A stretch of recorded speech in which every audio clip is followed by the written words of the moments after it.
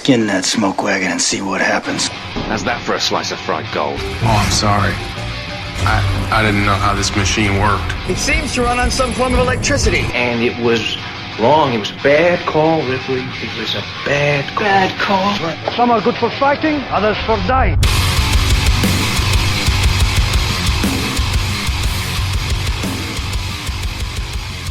It's Just Two Movies.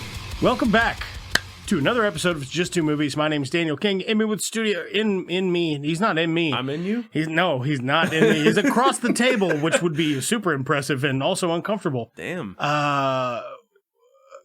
It's me. Welcome back to another episode of It's Just Two Movies.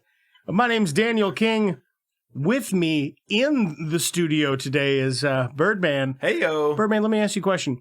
If you had to fist fight Launchpad McQuack or Darkwing Duck as a man, like if you had to fist fight him like Who Framed Roger Rabbit style, which one would you fight and could you win? What were the names again? Launchpad McQuack? That's the one. You'd fight Launchpad McQuack? Just for the name. Fucking out of your mind. Just for the name. He's as tall as he is wide. He's a fucking brick shithouse. Anyway, if it's your first time tuning into the show, just give me 1 second. Oh my God. If it's your first time tuning in... No, just 1 second. Yeah. Are you still doing the bit? Or no? Are you done with that? Which bit? It's our first episode back from the... Launchpad McQuack? No, it is our first episode back from the break. If you've never tuned into the show, though, you don't know that we took a break. So, it's going to be a great episode, I promise. It's going to be very funny. It's going to make a lot of sense chronologically. You're going to love it. It's going to be packed with lots of interesting fart jokes. If it is your first time listening to the show, we watch a good movie, then we watch a bad movie that has something in common with it. We tie one on and we talk about it and have some laughs. Sounds like a good time, Dan. It's a pretty good time. Okay, so I picked the movie this week, but I've got to get a beer, so why don't you tell the folks what movie I picked? Daniel picked 2021's Don't Look Up. So topical. By Adam McKay. I did, yeah. That's what you went for. Yeah. I like a lot of the works of Mr. Adam McKay. McKay? Yeah. So if you're not familiar with Don't Look Up, it is a Netflix original. It's a comedy disaster film. So it's real heavy on the satire. 2 hours, 25-minute runtime. 7.2 out of 10 on IMDb. 56% on Rotten Tomatoes. 49% on Metacritic. We will touch on these ratings. I was hoping you'd say that because I want to talk about. Right. Some critic responses on this. It's very divisive. Yeah. Much like a lot of things in the country have been, in the United States anyway. And I imagine a large part of the world at large. For sure. Anyway, this initial release was December 5th, so this has not been out long. Directed by Adam McKay, written by Adam McKay and David... Siriota, I guess? David Siriota, I guess. Budget $75 million. I have no idea... Wait, what was the budget? 75 mil.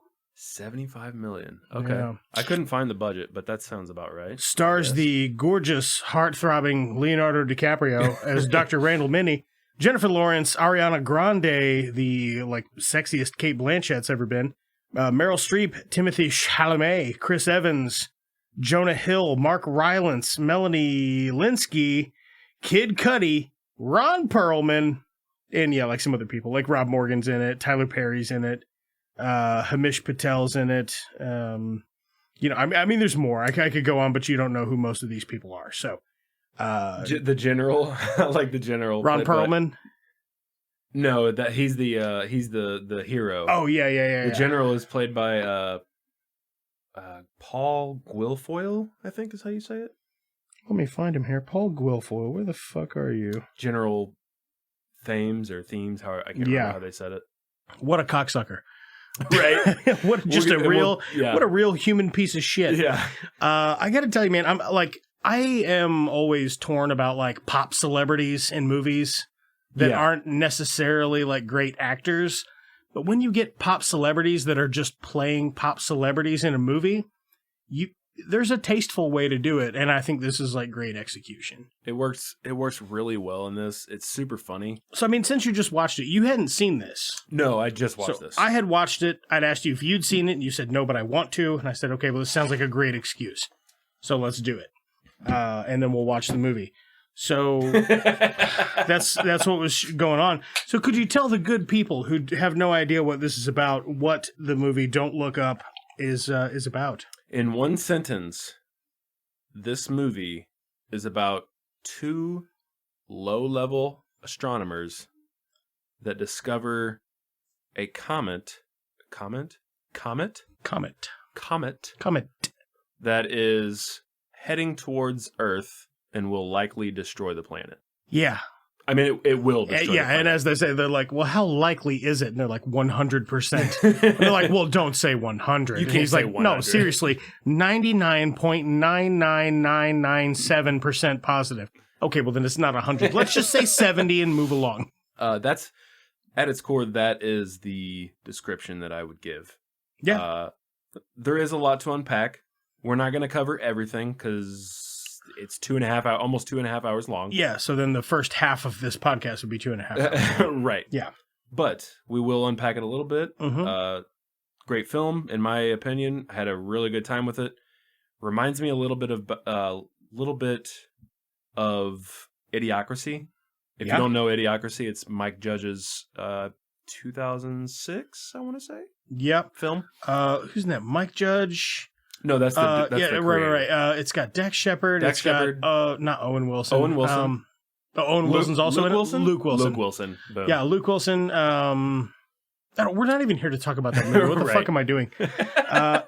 It is a great movie, though, and there's a character whose name is Mountain Dew. So, check it out. It's Played by Terry Crews. It's what plants actually. crave. Terry Crews. Yeah, it's great. All right. Yeah, you want to fuck this pig? Let me start you out. We're fucking this pig. What you do is you take your boots, you dig them in the mud, and you take the pig's feet and you stick them in the boots. This way it can't get out. And that's how you fuck a pig. Anyway, it starts out with just nerds nerding out, which is my favorite thing ever. A part about this that I really, really like is I love like fake bad science and stuff. Yeah. I also really appreciate attention to detail and like accurate science stuff. Right. Like there's a bit much later in the movie where they're like, has any of this been peer reviewed? And the three main scientists at the table are like, no, it hasn't been peer reviewed. So they all look at each other and they're like, what a bunch of bullshit. Right. And everybody else is like, peer reviewed? What is that? I'm making a hand job gesture. I really appreciate the attention to detail about like when he goes to break down the math because they're trying to figure out where the comet's going. Mm-hmm. And they start plotting this trajectory thing. And Jennifer Lawrence is like, hey, Leo, why do the numbers keep getting smaller? And he's doing the math and one of them comes to 0.00. So they're calculating the comet's distance from Earth. Yeah. And 0.00 indicates that it is going to hit Earth. Yes. So soon. Very soon. And it does this really great thing where by the way, all my fears of space validated. Space is fucking terrifying because of this kind of shit. Now, is it a rare occurrence? Absolutely. Is it outside of the realm of possibility? Absolutely not. Could you imagine being the only person that knows that a giant comet's about to fucking hit the planet in 6 months? Yeah, so while he's doing this math, Mm-hmm. he has to stop himself. And Yeah. He excuses his students. He's a professor at University of Michigan, right? I believe he's actually the head of the observatory. Okay, at University of Michigan. But he is a PhD. Yes. Jennifer Lawrence. She's working towards her PhD. She's PhD candidate. Yes. Working at the same university under Dr. Mindy, played by Leonardo DiCaprio. Yes. There we go. Just to give you a little give you the meat and potatoes. Oh man, there's so many good jokes in this. So that's the setup, but yeah, he's doing the calculations and he stops and he's like, "Holy shit, this is going to hit Earth." And I think he knows when, right? Too. Like, or he has like a general idea of when it's going to hit Earth. Yeah.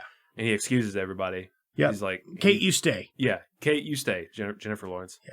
Comet DiBiase. Jennifer Lawrence plays Kate DiBiase. She discovered the comet. It's named after her. Yeah. Which would be a big bummer.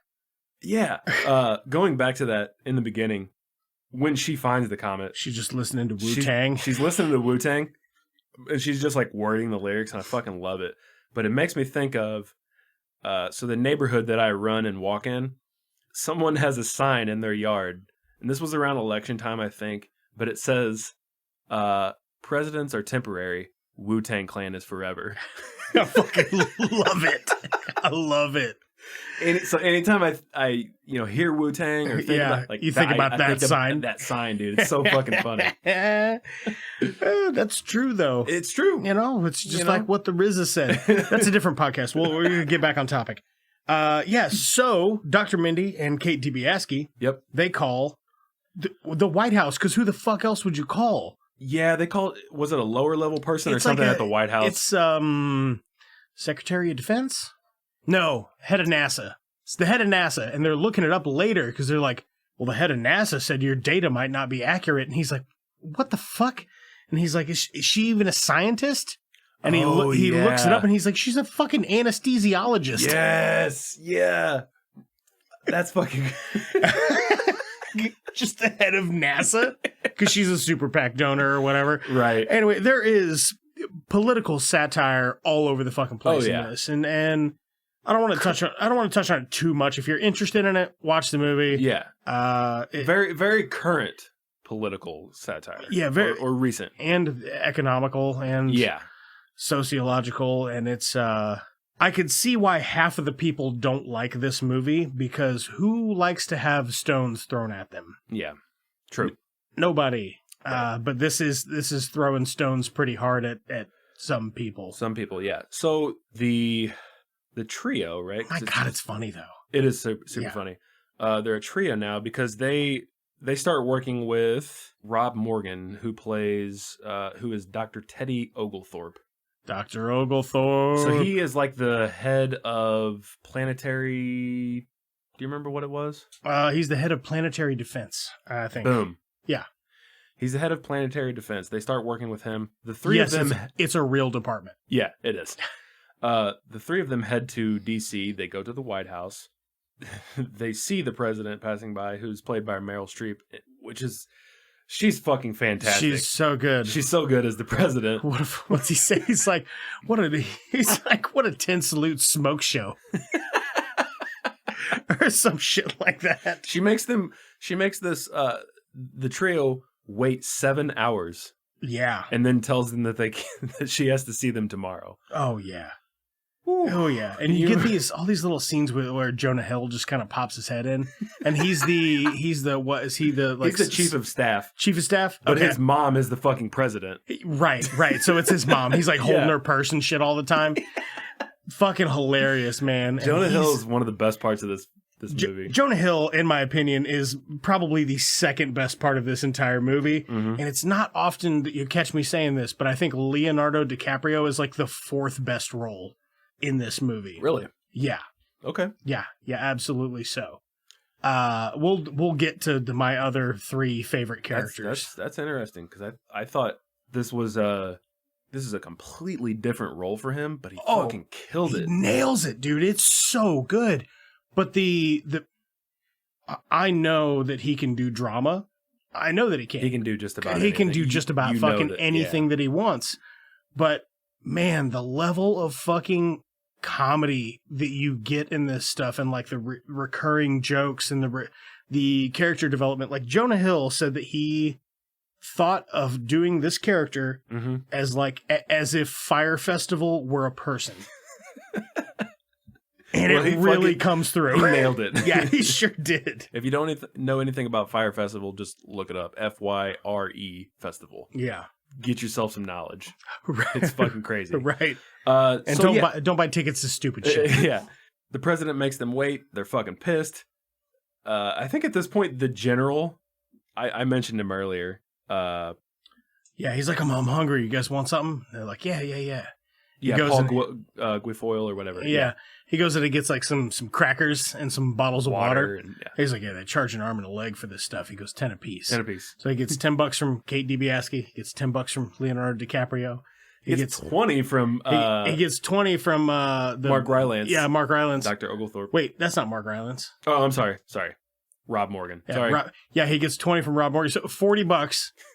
And then they're sitting there and they're waiting for several more hours. And Jennifer Lawrence gets up. She goes back in the room. There's another lady in there. She grabs some packet of chips and a couple of bottles of water. She's like, where do I pay for this stuff? And the lady's like, it's free. It's the fucking White House. So she comes back and she's like, the snacks are free. Why would he charge us for snacks? He's a 4-star general. He works at the Pentagon. Like, what? Is it just a power play? Right? She just can't stop talking about it. It's fucking hilarious. About the whole movie. It pops up like 3 or 4 times throughout the film, but it'll be like 40 minutes later. Yeah. She'll just be staring off into space because this is some heavy shit they're talking about. Yeah. And she'll just be like, I just don't get it. He works at the Pentagon. Why? Why would he? She like told anybody with a pair of ears that'll fucking listen to her. Yeah. So good. Yeah. So they meet the president the next day. They tell her what's going to happen. This comet is going to destroy Earth. Oh yeah. And the staff, they basically downplay it. Yeah. They They downplay it like it's just another Tuesday. Just sit back, sit tight, and assess. Yeah. That's what we're gonna do. their presidential decree. Sit tight. That this is what they call a planet killer. It is larger than the asteroid that killed the dinosaurs. It is big as Mount Everest. The size of fucking Mount Everest, moving at unbelievable fucking speeds. So, and Dr. Mindy he's like, this had to have come from the Oort cloud. Think about our solar system as a tennis ball. So the green fuzzy shit on the outside, the actual hard part, our entire solar system fits inside the tennis ball. Okay? Mm-hmm. The outer portion of the tennis ball, the part that you can actually touch, that's the Oort cloud. And it is just a sphere of comets and debris. Debris. Yeah, the White House, they don't give a shit about this. You can go fuck yourself. Jonah Hill cracks some jokes. He's making fun of Jennifer Lawrence a lot. Hey, boy with the dragon tattoo. That's what he calls her. He's like, all right, man, thanks for coming. I appreciate you dressing up. What a fucking cocksucker, He's dude. such a dick, man. He's like, you're breathing? You're like making me uncomfortable. He's like, sorry, I'm just trying to relay the science. And he's like, yeah, but man, like you gotta... I know my facial expressions don't come across in podcasting form. Anyway. So the meeting is a failure. Huge. The gang, I'm going to call them the gang. You got J-Law. You got Leo. J-Lo, Leo. And you got Dr. Ogle. D.O. D-R-double-O. They decide the best plan of action is to leak this story to the media. Right. How's that go over? Not fucking great, man. Not fucking great. So they go on this show called The Daily Rip, which if you look at it for 10 seconds, you're like, oh, it's this. It's just hot, so hot and fresh. Hot news. Hot news. Hot news. And the two anchors are played by Tyler Perry and Kate Blanchett. Blanchett or Blanchett? Blanchett. Kate Blanchett. Blanchett? Blanchett. I'll take it. Yeah. I'll take your word. Seriously. All right, Kate Blanchett is a good-looking lady. Yeah. I didn't even recognize her in this. I didn't either. I was like, that's Kate Blanchett? I was like, damn, who's that? Blanchett? That's Kate Blanchett. It's called Bagwete. It's a Bagwete. Kate Bagwete. She's looking great though. Is my point. Yeah, they go on this show and the guy behind when they're getting ready to go on, he's like, all right, yeah, just keep no. They know what we're here for, right? He's like, yeah, they love doing science segments. Remember, just keep it light, fresh, breezy, fun. Yeah. And they're like, they have no fucking idea what we're here to talk about. Oh man, yeah, it doesn't go over well. No, but everybody likes Leo. Jennifer, yeah, everyone loves Leonardo. Who doesn't? Dr. Mindy. Mm-hmm. Jennifer Lawrence freaks the fuck out on the show. Mm-hmm. And immediately becomes a meme. Yeah. Before this, though, we did skip over this. It's whatever. We did meet Bash Life. Oh, Mark Rylance. CEO Peter Isherwell, played by Mark Rylance. This is my favorite character in the whole movie. Who is the best character in this movie. In anything. I'll just go out on a limb and say it. He's fucking this is perfect. He's perfect. He's a creepy, wondrous, eccentric, everything's fine. Awkward. Everyone's fine.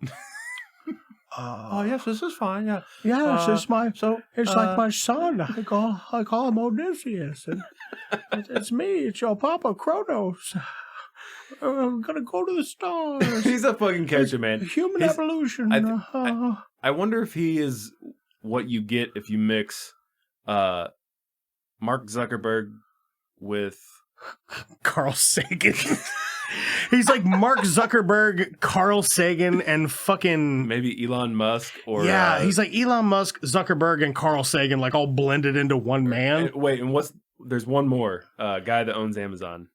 Oh God, Bezos. Bezos, yeah, he's all of those people meshed into one. And I only say Carl Sagan because of appearance and demeanor. Yeah, yeah, and that's it. He's a very specific character, and he's very taken with ancient Greek and mythologies. And my algorithms have denoted 18 different consumer profile types. And do you know what you are? What? You're a piece of shit. Whatever he says. He's so fucking funny, man. And he's because if you ever seen Mark Rylance in another thing, that's not him. No. Like, he's playing a character and he's fucking nailing it. It's so good. It's one of the best is it a caricature? I guess it kind of is a caricature. Performances that I've ever seen? I don't know. He's definitely doing a character, though, and it's great. Yeah. He is sent, so when we meet him, he is sent the data or the comet sighting. He's Steve Jobs. He's like a smartphone. He's like introducing the newest smartphone, Bash technology, or he's not a. The awkwardness comes from that Mark Zuckerberg, though. You know what I mean? Oh yeah. So that's why you got to get that mix in there. Mm-hmm. All right, let's get back on track. Back on track. Back on track. Back on track. Oh, during the daily rip when they go on that show, mm-hmm. I like the the bit for Leo where it's like a astronomer I'd like to fuck or whatever. Yeah. What is it? AILF.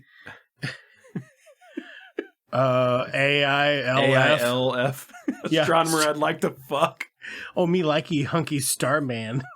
Just people are tweeting weird shit about it. Actually, Dr. Mindy got some positive feedback. And he's like, well, this is just unnecessary. Fuck yeah, he did.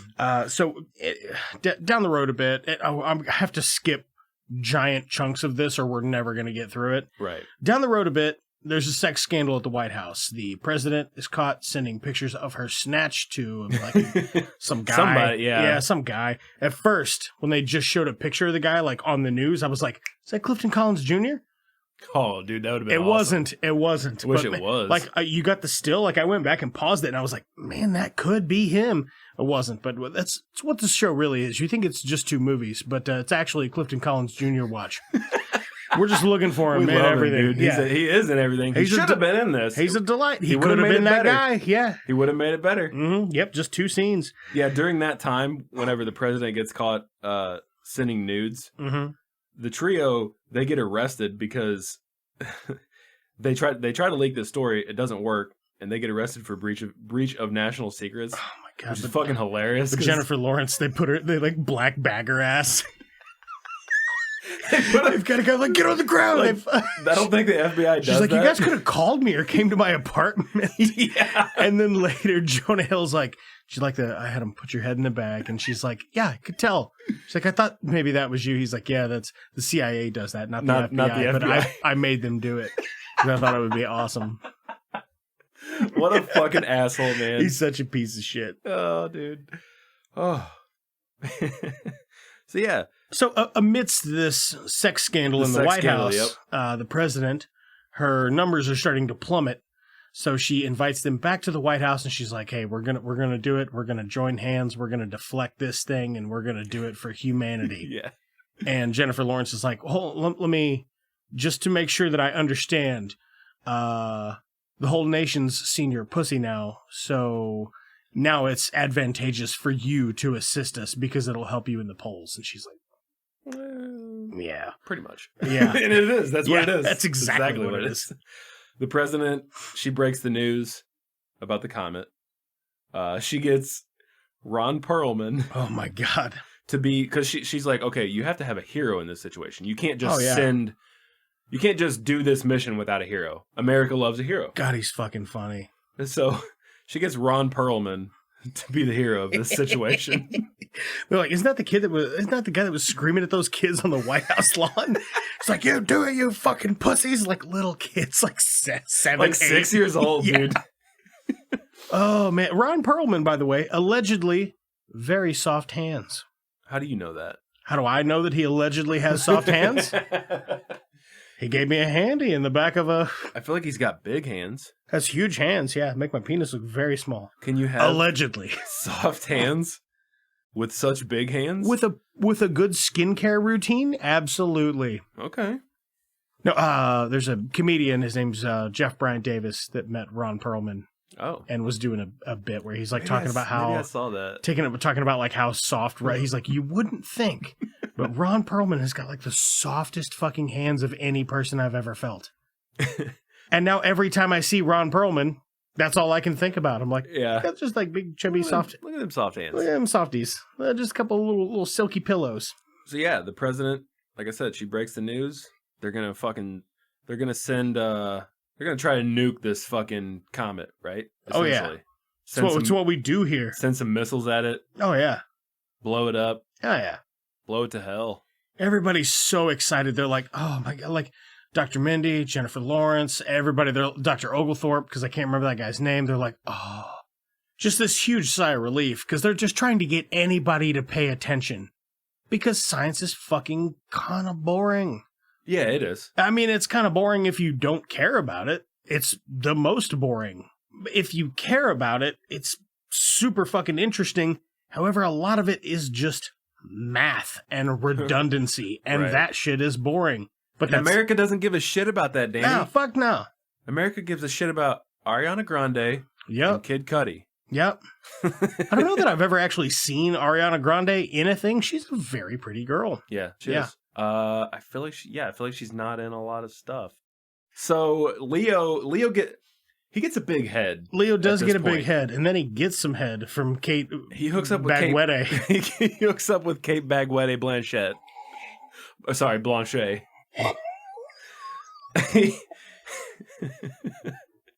He hooks up with her.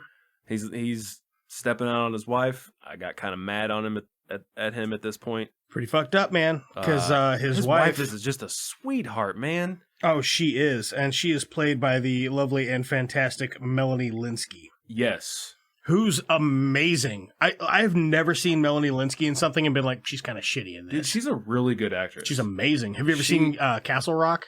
No. Like the show Castle Rock, I give it like, I don't know, 6.5, 7 out of 10. It's got its high points and low points, but she is phenomenal in it. You know what else she is phenomenal in? What else is she phenomenal in? I Don't Feel at Home in This World Anymore. Oh yeah, she's really fucking good in that. If you haven't seen that, it's a Netflix original. Oh yeah, watch it. No, I'm just talking to the audience. Oh, okay. Sorry. She's so good, man. Mm-hmm. I really like her. Okay. Yeah, that one's got Frodo, Master Frodo. Master Frodo. It's pronounced Frodois. Frodois? Yeah. Bagwete. Got it. So we get to fucking launch day, baby. It's launch day. Ron Perlman, he's about to launch off. Jonah Hill is on Molly, the creepy CEO of Bash Life. The only thanks I need is a shot of Jack Daniels and a couple of DUIs to disappear. He's just saying sweet shit. He gets a little racist while he's launching off. I want to say hi to all the gays out there. He's just fucking being so abrasive. And the general's like, different time, if you know what I mean. Yeah, he's from a different generation. But the general's from the same generation. Yes. Yeah, the generation that would get free shit and tell you it's $10. Oh man. Oh god. Like I said, Jonah Hill's on Molly. He's like, Molly's kicking in at the perfect time. Yeah, he's like, I timed that shit just right. Creepy CEO of Bash Life shows up, and this is kind of where it really fucking everything kind of changes, right? Because of him. Yeah. He gives the president some kind of bullshit information, right? Yeah, he gives us some, he pretty much is like, abort this mission mid-flight. Yeah. And they do. They do. So all the nukes just start falling out of the fucking sky, and Perlman's, craft turns around and they come back, and the guy's like, the people watching, people are out there watching the launch. Oh, yeah. And he's like, looks like they're turning around. The guy's like, no, man, it's a course correction. They do it all the time. He's like looking through his binoculars. He's like, no, they're turning around. Which would be terrifying. Yeah. Yeah. So I guess this is probably all at JPL. That's a good. I think so. Lynn says probably at JPL, Alabama. I don't think they ever said. It doesn't matter. It's irrelevant anyway. Yeah. So the mission gets aborted. That's the important part. Yeah. And Leo and the gang are fucking not thrilled. Right. And the reason it gets aborted is the Bash Life CEO.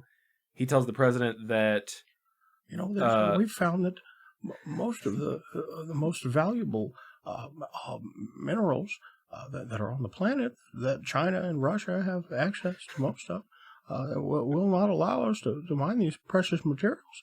The comet is actually made of $128 trillion of these precious materials. That's perfect. I'm pretty good at it. I was practicing a little bit the other night. Yeah. Yeah. I believe that's called a bronterock. I don't know what it is. He tells the president that these minerals from the comet, they will help. It'll basically make them rich. They can use these minerals they're going to farm these minerals. Rich is an understatement. Like $100 trillion.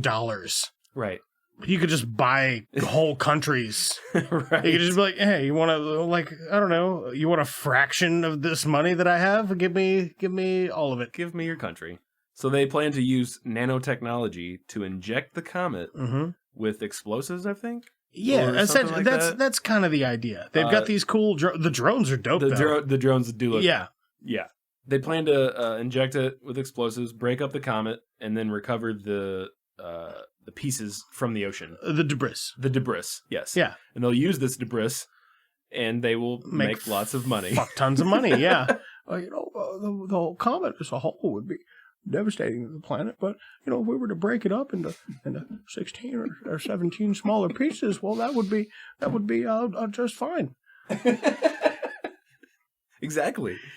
That's awesome, dude. He's so fucking awkward. He's so fucking weird, man. It's so delightful. The comedy in his role, as CEO of this cell phone company, Bash Life, he's not making any jokes. No, he is the joke, right? But it's essentially pointing a finger at Facebook and going, "Hey, this is you. This is what you're trying to do. This is you. This is what you sound like." This is what you're trying to do. Yeah. You're trying to control the population. Like that's Yeah. Yeah, it's funny though. Yeah, this is the way they do it. He's doing a Zuck. Only he's more believable as not a robot. Slightly. That video I sent you of the metaverse. He's just got a knife behind his back the whole time. Hi. Sweet baby rays. Mark Zuckerberg offers you sweet baby rays. You decline. Fucking stupid. All right. Jennifer Lawrence gets real with the people. She does. She tells them what's really going on, and a fucking riot breaks out, which is Yep. She's detained by the FBI again. Yep. Charged with this. I love this. She's charged with the destruction of property owned by Bojo Mambo's. You can't do it because you have it written down. Destruction of property owned by Bojo Mambo's Shrimp LLC. Because they're at a shrimp restaurant when she incites this riot.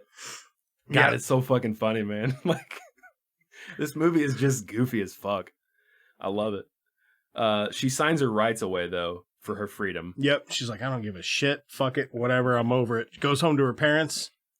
Yeah. And they've locked her out of the house. Like, they got the screen door locked. They're like, no politics. No politics. And you can come in, no politics. We're for the jobs that the comet will create. Yeah. There's enough division in this country as it is. We don't want it inside our house. Yeah. Leo's wife, she gets learnt. She finds out about his comings and goings.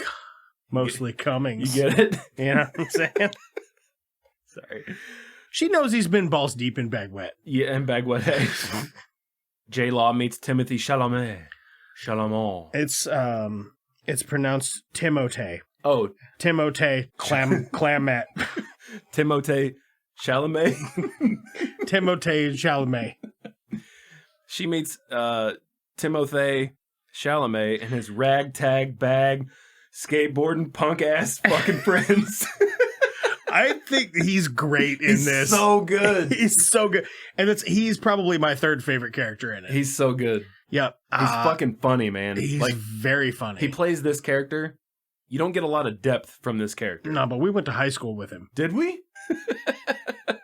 Timothée Chalamet? Holy shit. Timothée Chalamet? He's just ageless. Hasn't aged a day.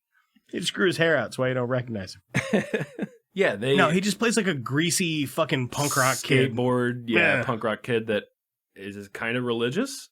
Yeah. For some reason. Mm-hmm. Oh, dude, the next thing I have is whenever Leo goes back on, what is it called? The Daily Rip? Yeah. When he freaks out.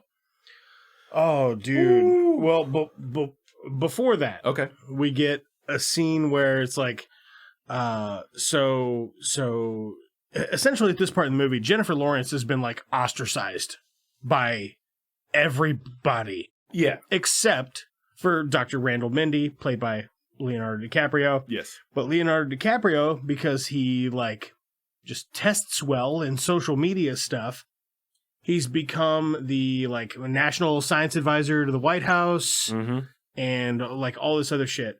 So he goes to meet Mark Rylance to check out one of these drones. He's like, has any of this been peer reviewed? Like, he just brings it straight to him. Yep. The most important part of the scientific process is having it peer reviewed. Yeah. That is the paramount piece that makes science a thing that works. Right. Is testing a hypothesis, reporting your findings, and having it peer reviewed. Sharing all of that information. Right. And then having everybody else in the scientific community try to break what you did. And if it doesn't work, if nobody can break it, then you actually found something. You're onto something. Right. So Mark Rylance just starts giving him the fucking business, man. And it's my favorite monologue from the whole fucking movie. Really? When he's like, my algorithms have determined that there are 8 different consumer types. And you know what you are? You call me a businessman?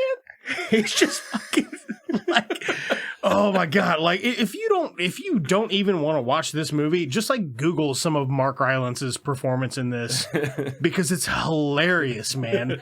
And he's like such a touchy, but also savage at the same time. Yeah. Just fucking egomaniac. And it's really delightful. It's brilliant. But the drone is sweet. The drone is sweet. The drone is dope. But yeah, like you said, Leo, he just questions the science behind their plan. Mm-hmm. And Mark Rylance, what is his name in this again? I said it earlier. Yeah, Whatever. you did. Whatever. He tells him he will. He's like, I know when you have colon polyps months before your doctor does, and you have 5 right now. You should make an appointment for that. You should make an appointment. Nothing too concerned about, but you should still make an appointment. He tells him when he's gonna die. Yeah, he's like, or how he's gonna die. You die a very unremarkable death, and you die alone. Just fucking like what? I've seen it. Yeah, it's fucking crazy as shit. Anyway, Leo, he goes back on the Daily Rip, and this is when he has his fucking meltdown. This might be his best. I think that might be his best scene of the movie. For him, absolutely. Or like when he's in the bathroom having that fucking panic attack. Yeah. That's pretty really good shit too. Yeah. But yeah, he just has an absolute fucking meltdown because Tyler Perry's like, and he's like, can you stop being so fucking pleasant? Yeah. We're all gonna die. He's like, there is a fucking comet the size of Mount Everest. Like, he's just freaking out. He loses it, dude. Oh, yeah. Well, rightfully so. Yeah. Because how many months has it been and the world has done nothing to take this serious? You almost did a thing and then aborted it at the last minute before anything could reach escape velocity. Fun fact for you, escape velocity do you know what speed is required to surpass the gravitational pull of Earth? I do not. It is approximately 25,000 miles per hour. So every time we launch a rocket into space, it has to achieve a total speed of 25,000 miles per hour to get to space. Yeah. Damn. So anything that gets into space is moving 25,000 miles per hour after it reaches out of low Earth orbit. Mm. Yeah, pretty interesting stuff. That's usually the speed that I drive when I'm leaving from work. 25,000 miles per hour? Yeah. Yeah, me too. My 1 mile drive. Right. One of these days, right into a telephone pole. So, Leo freaks the fuck out, and then he's immediately captured by the FBI. And they black bag his ass. Kate Blanchett gets in the car, and she's like, oh, why'd you have to do that? You do he's like, I really liked you. He's like, I thought I loved you. And she's like, wow. Yeah. Really? It blows her fucking mind. Yeah. Then he's like, are you still there? She's like, no. She just gets out and leaves, just bails on him. Yeah. Like made him leave his wife and shit. Ooh. Man, that's fucking tough, dude. And his wife is so nice. He's got 2 good kids. You know what I mean? Like Kate Bagwet, what a bitch. Kate Bagwet Blanchett. We get to some serious shit here. Mm-hmm. J-Law and Leo, they spot the comet in the sky. It's finally close enough you can see it. You can see it coming from Earth with the naked eye. This sparks a movement. 2 movements. Just look up. Just look up, and then don't look up. Which is our... So there's a whole political movement. Huh. Don't look like... That sounds familiar. So they dig their heels in politically and just say that all these other people, they other a whole group of people, and then they say that they are just trying to scare you and they want you to live in fear and blah blah blah blah blah. But really, they just want everybody to come together and do something about it. Yeah. And then once it's done, you can go back to, fucking your sister or whatever you're into.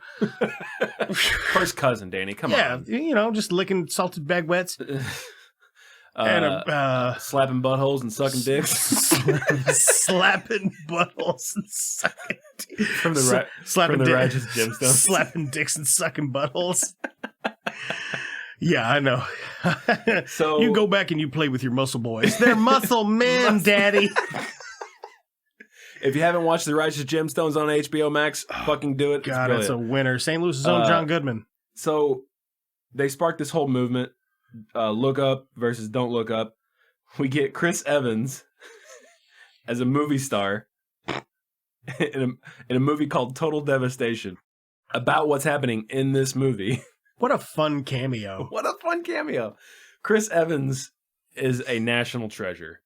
He really is. I don't care what you say. No. I don't think there's anybody that would be like, you know what? Fuck Chris Evans. Fuck Captain America. And fuck his abs. Did you just say fuck America? I'll fuck you up. No, I didn't. No, he absolutely is, man. And what a fun cameo for him, because he's wearing a pin that is just like pointing up and down. They're like, oh, that's an interesting pin. He's like, I think you should both look up and don't look up. It's just time we all kind of come together and stop worrying about the differences, That's why we made this movie, Total Devastation. It's for everybody. It's a popcorn flick. Yeah. He's just exactly what he says. He's like promoting his movie on like the Hollywood Minute or whatever. Whatever the fuck it is. Oh, man. What'd you think about the song that Ariana Grande and Kid Cudi performed? I fucking loved it. They go on tour with Jennifer Lawrence and Leo to promote what's happening. Because half of the song is earnest, and then the other half of it's just fucking hilarious. Yeah. Like, pull your head out your asses. Ooh, ooh, ooh, ooh. woo. I don't know how it goes, but it was delightful. And I laughed heartily. I said, I belly laughed. I laughed. Really? I laughed from my belly. Did you hold it like it's that? a great Did you visual. shake it?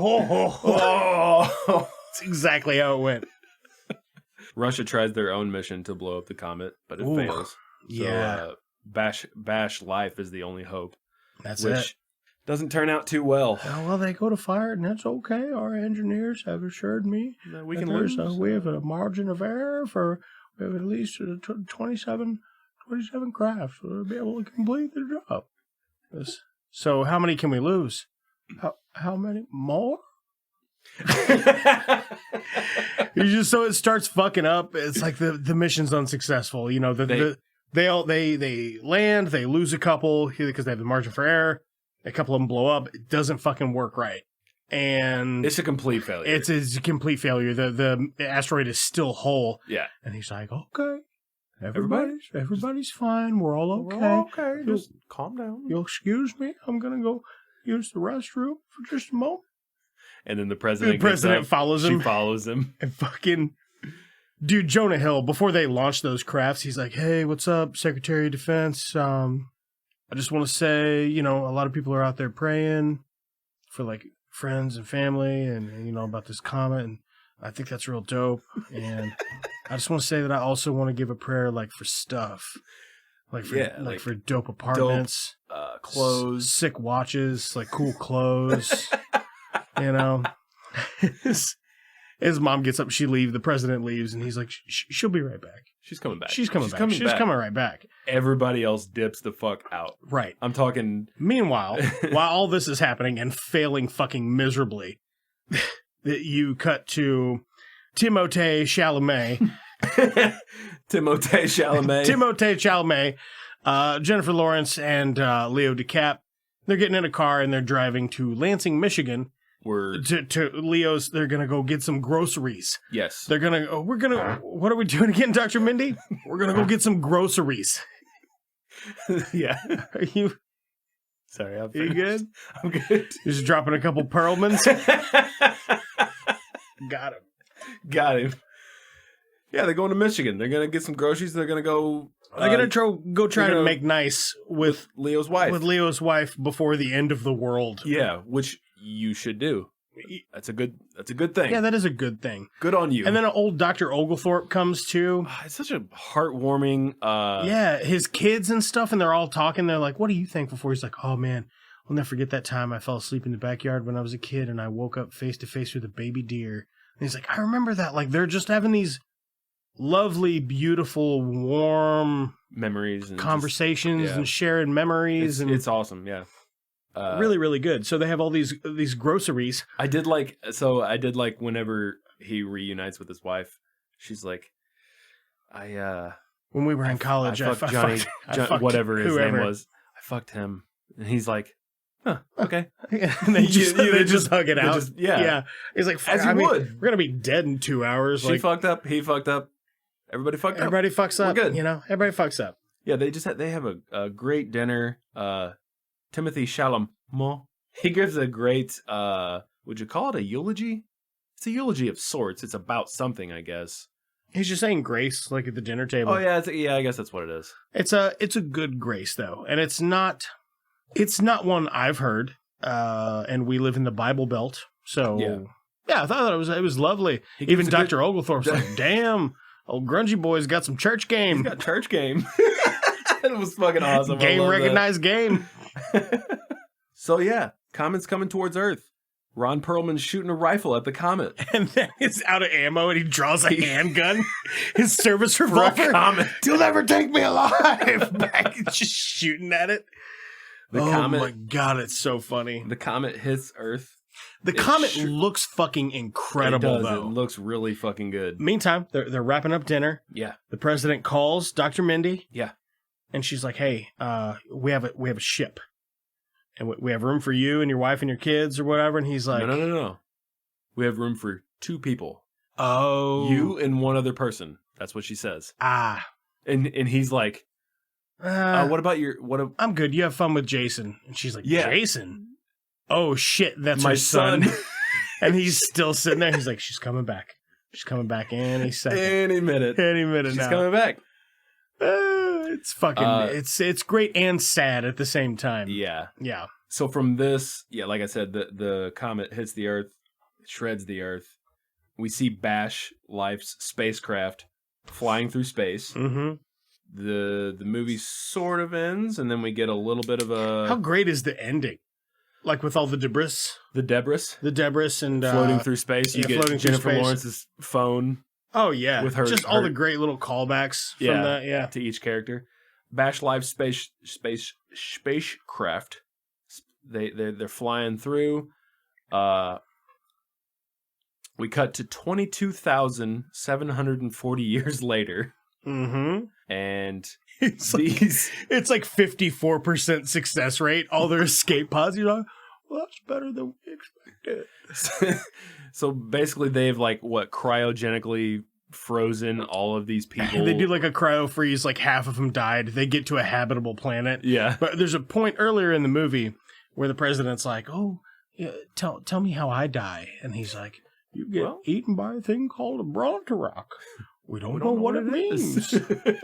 And then she's like, oh my God, look at this beautiful animal. Are those feathers or what is it? And it eats her. And he's like, I guess that's a Bronterock. But it's funny because it's like all these old people. He's like Kid Rock is there. What? You see all the cameos when the old people get off the cryo freeze chambers? Not Kid Rock. Absolutely, it's Kid Rock. No. Kid Rock, Trump. There's a bunch of them. Zuckerberg, there's a guy that resembles Zuckerberg. It's not them, but that's who it's supposed to be. Okay. But Kid Rock is in it. Like, he's one of the people that was, like, cryo-freezed on the thing. No way. I don't believe you. Ladies and gentlemen. It doesn't look anything like It looks exactly like Kid Rock. It's not Kid Rock, though. It's not him. I promise you. Ladies and gentlemen, if that's not Kid Rock, I'll be a son of a bitch, which I probably am. It's not him. All right. I got the volume still up. If it's not Kid Rock, it looks exactly... Kind of looks like him. Exactly like him, and I would know because he's my uncle. So that's the truth. So the president is eaten by a Bronterock. Yep. And then... You didn't watch this the first time around. I didn't. Yeah, you told me about it. I told you about this. Yeah. There's a post-credits scene. There's a post-credits scene. Post-credits scene, which is, what did you think about it? Did you like that? I thought it was pretty funny, yeah. It doesn't really add anything to the story. It's not just really. funny. It's just Jonah Hill as the last man on Earth. And he immediately takes a video. Even though he's like, hey guys, I'm last guy on Earth. Make sure to like and subscribe. Piece of shit. He's like, shit's all fucked up. Yeah, but while we're on that topic and shit is all fucked up, make sure to like and subscribe. Leave us a like if you could. You can do it right there in the app. You can leave us a 5-star rating. That'd be fantastic. He's like, Mom. Mom. All right. What's up next, Danny? What'd you think? Let's fucking rate this bitch. Yeah, rate it. How many...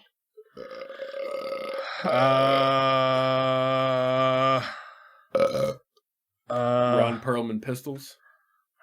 Ooh. We can do something better than that. You can do better than Ron pistols. You could do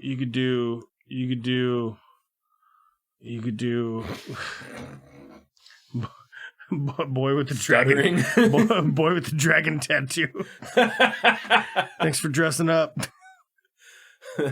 How many FBI black hooded bags? Black bag hoods, would you give it? Yeah. If your thumbs were black interrogation bags that you put over people's heads, how many of those would you give this as a good flick? Ooh, I think I'm gonna go a solid 9.5. I'm going hard 9. Okay. I could be swayed to go 9.5, but on 2 watches, it didn't lose anything. No. Though, you know what I mean? Like I watched it 2 months ago or what, like when it came out, I watched it. Yeah. I watched it on release day, and I was actually going to write up a short review and post it online, like I've done for a couple other movies in the past. I kind of stopped doing it because it's real time consuming. Mm-hmm. However, I screenshotted some stuff and I started like collecting my thoughts, and then I was like, we might do this on the show though, because this is pretty funny. How much time do we have? What do you mean? For this? As long as you want. I don't give a shit. Give a fuck. Did you look into any of the critic reviews on this? No. No. No, God, no. God, no. What, you think I would do my research? No. On a movie? No. It's so weird because I do a ridiculous amount of research about shit that doesn't fucking matter. But about movies, about this podcast that I have, I don't. I will casually read a thing or two, but that's it. Yeah. I don't search out. I don't really get into it much, but for this film, just because it is so political and it is so divided. Yeah. I looked into it. What was it that people didn't like about it? Did they feel attacked? So, The Hollywood Reporter called the film a cynical, insufferably smug satire stuffed to the gills, with stars that purport to comment on political and media inattention to the climate crisis, but really just trivialize. Yeah, that sounds like somebody who's butthurt from feeling like they're attacked. Peter de Bruges of Variety called the film a smug, easy target political satire, and wrote, "Don't Look Up plays like the lefty answer to Armageddon," which is to say it ditches the Bruckheimer approach of assembling a bunch of blue-collar heroes to rocket out to space and nuke the approaching comet. There are blue-collar heroes. What the fuck are you talking about? They're all blue-collar. They're all. It's the same. They're just blue-collar working fucking people. Right. The Guardian, let's see, they wrote, "The script states the obvious as if everyone else is too stupid to realize it, and does so from a position of lofty superiority that would drive away any partisans who still need to be won over." Did you get that? No. I didn't either. Yeah. But I didn't think anything about this was smug. I had no idea what this was about when I watched it. I didn't either. But I do like the sciencey shit because that's my bag. And the longer it went on, the more I was like, huh. Well, the reception among scientists was pretty good. I'll just say that. Right. Because I think it kind of points at climate a little bit.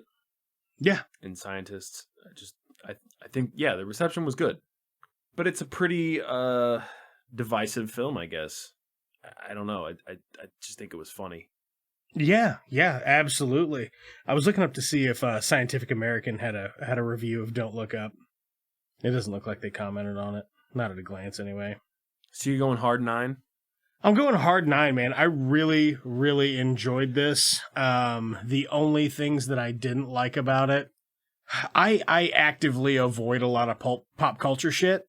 I love movies, and movies are pop culture. I get that. But I don't care, what celebrities are dating who, and I haven't seen, a celebrity talk show thing in, 10 fucking years.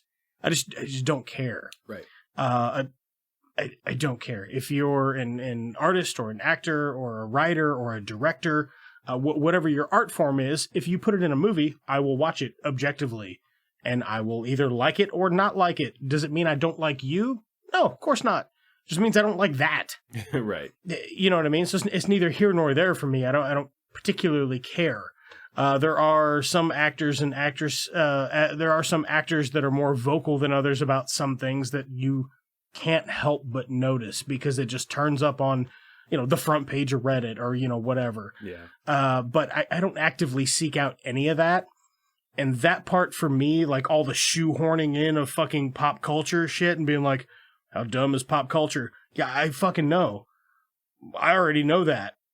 So they did handle it tastefully, but it's a bit much of it for me, and that's the only thing that knocks me down from a 9.5 to a 9. Can I change my review to a 9? You can. Okay. Because I was originally going to say 9, then I was like, is that too low? I really, really like this. Is it a perfect film? No. I don't think it's perfect. The one thing that I don't think works, just for me. All right. Throughout the film, they do these nature bits, and I don't think it's really necessary. You're talking about when the comet's about to hit, they do the little freeze frame nature shots and shit? They do that throughout the whole film. Yeah, okay.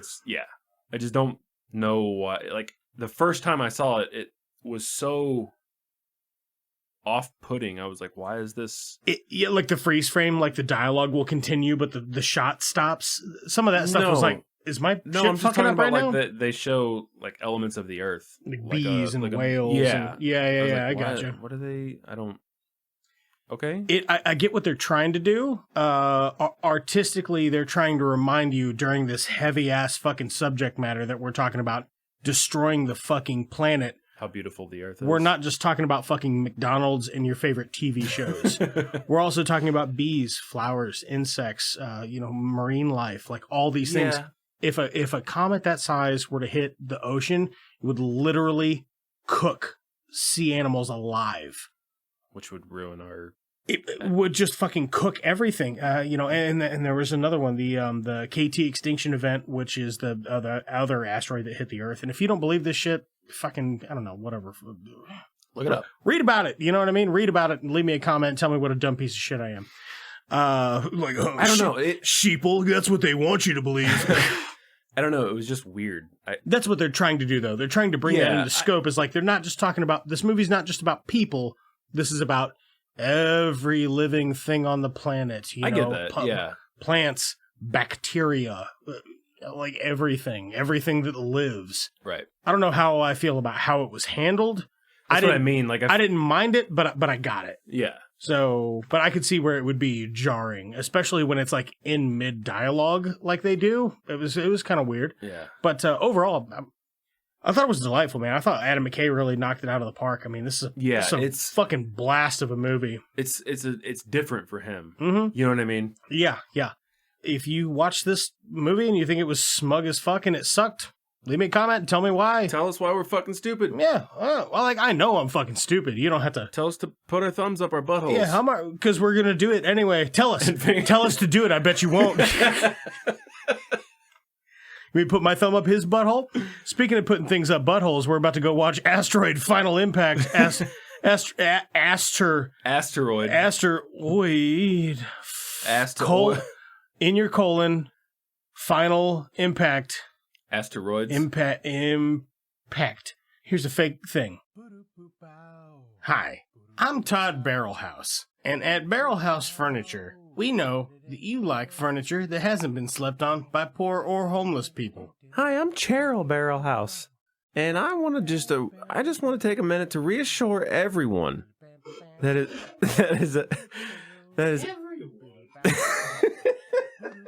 has ever stepped foot in our warehouse. None of these chairs, sofas, mattresses, any of it.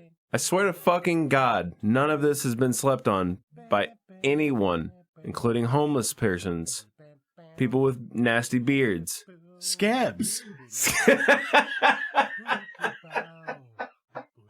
At Barrelhouse Furniture, we can promise you that no one's ever seized until they piss themselves on a drug-induced seizure on any of these fine sofas and mattresses. Now you have a friend in the dark. I'm Champagne. Now you have a friend in the furniture business. At the intersection of I-170 and Highway 40. I'm Tom Shane. I'm Champagne. I'm Champagne.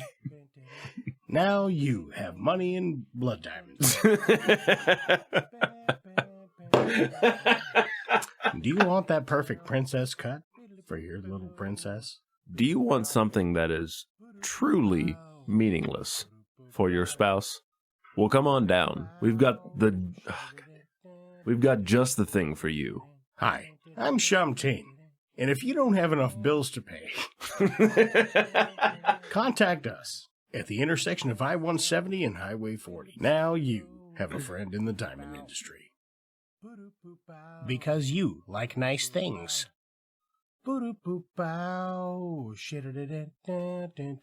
Brief interjection from your program. I just wanted to throw out a couple of special thanks for the folks that make this show possible. Big thanks to Brad Sexton for our jams, Lamplighter Productions for our artwork, Godsized Growing for some musical guest appearances, the Missouri T-Shirt Company, and Dave, who's our YouTube editor. We probably wouldn't even be on that platform were it not for him. If you want to check out anything any of these amazing people are working on, all of their links are in the description for this episode. If you want to contact the show, you can hit us up on Twitter or Instagram at It's Just Two Movies. We've got a Facebook page now, so that's on there. You can always leave us a comment on YouTube, or you can email us at itsjusttwomovies@gmail.com. Okay, yeah, and if you like the show, like, subscribe, leave us a review. That stuff helps tremendously. So, anyway, back to the show. Okay, welcome back to the show. We just watched Geostorm.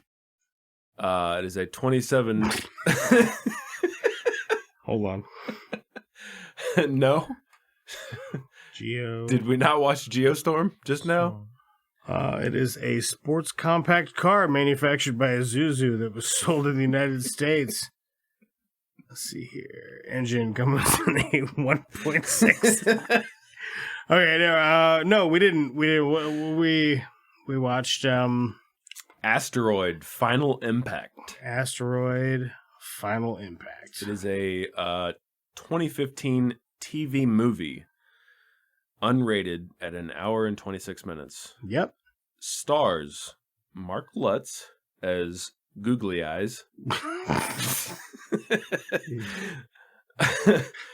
Sorry. He just looks crazy, man. He looks crazy this whole time. It stars Anna von Hoofet. Anna von Hoofet? Hoofet the Bill. You know who the most famous person in this film is. Do you know who it is, Danny? Yeah. You know. Oh, yeah. Lachlan Monroe. Which by the name... What kind of name is Lachlan? Oh. Lochlyn. Lachlan origin. Oh, you're going to find out real quick.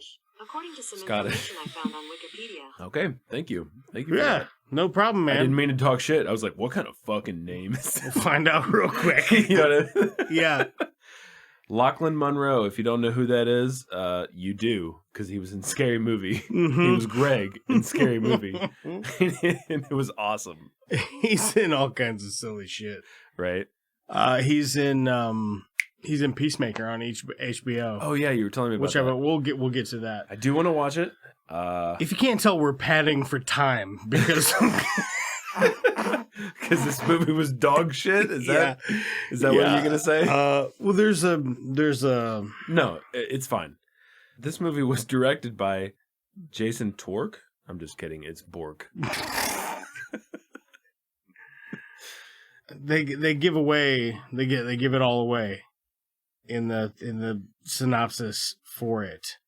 Oh yeah. All Everything. right, the main guy, he's a traitor. He's a whistleblower because he found the government using his stuff that he made to track asteroids. They used it to spy. They were spying, and he was like, "Hey, you're doing that," and he told everybody. And they're like, "We're not, though. You're kind of a piece of shit," you know. So he, I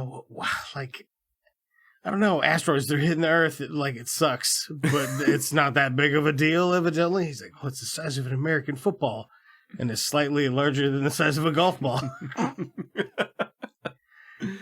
We'll start at the beginning. In the beginning, there was a man... All right. In the beginning of the film, there's a CGI rendering of Mount Rushmore. Oh, yeah. And that's pretty fucking cool. And by that I mean it's not cool. You just go there. Just go there. This is 2015. It's like it was reasonable. A reasonable. What do you think they spent? If that's where you wanted to go to film a movie, if you really were like, God, I gotta have Mount Rushmore in my film, just go there. That would, come on, the budget. Come on, Danny. How far is? I'm just gonna Google everything all this episode. How far to Mount Rushmore? The drive from your location to Mount Rushmore National Memorial is 1,020.8 miles. Okay, that's at least 2 miles. It's 15 hours and 2 minutes. I guess you could, as one person, with a decent camera. Instead of having... What did the CGI rendering cost you? Right? Take a van and just No, it doesn't go. even have to be a van. It could be a Toyota Corolla. You know, that's a delicious vehicle. Could be a Hyundai Elantra. Stop. Did you say Hyundai? Hyundai. All right. Elantra. For our listeners, we're very sorry, but this movie was dog shit. So they get his they get his tech, and he tattles. He tattletales. I don't have a lot of notes on this. I'm not gonna lie. That's fine. I'll walk you through it, and then we'll just freestyle. Okay. I mean, I think you pretty much you already. Yeah, I mean the government jacks his steez. His and what? Then his steez, yo. Excuse me. Did you say excuse me? The McRib, it's back. All right.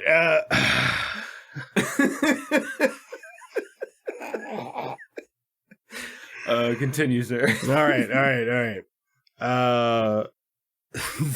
So the government robs his tech to peekaboo on other people. And he blows a whistle and everybody fucking hates him for it because he's a piece of shit. What a piece of shit. So he, like him and another science nerd, they're like, whoa, numbers, and I bet there's a black asteroid. And then they test it, and there is a black asteroid. And it's coming. Oh boy, it's coming. Wow. And it's made out of material. Whoa. We don't know what this material is. No, by the it's way. Crazy. It's made of 17 different types of silicas I've never seen before. And they're two brothers. It's two brothers. It's just two brothers. It's very exciting. Okay. Time The funniest thing about this film is that there are they're FBI agents. There are two FBI agents. Oh, yeah. Posted outside of our scientist whistleblower's house. In his yard. In his yard. Like, they're not hidden at all. No. They're just parked right in the yard. Right in front. Here's a house.